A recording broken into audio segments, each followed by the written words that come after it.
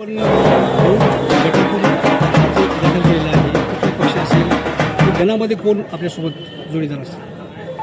आज दिनांक 21 जानेवारी 2026 बुधवार रोजी आपण शेवटच्या दिवशी गौर सर्कलमधून जिल्हा परिषदेसाठी कुट्टेसाहेब यांच्या नेतृत्वात आपण जिल्हा परिषदेसाठी एक फॉर्म भरलेला आहे.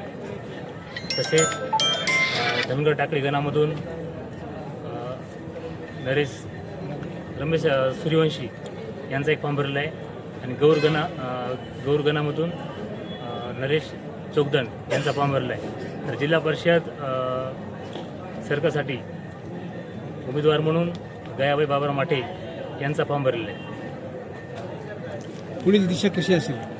पुढील दिशा म्हणजे आपण जे राजकारणात उतरलो किंवा आलो सर्वांची सेवा करण्यासाठी, विकास कामं करण्यासाठी आणि जे काही समजा वंचित घटक आहेत किंवा वंचित समाज आहे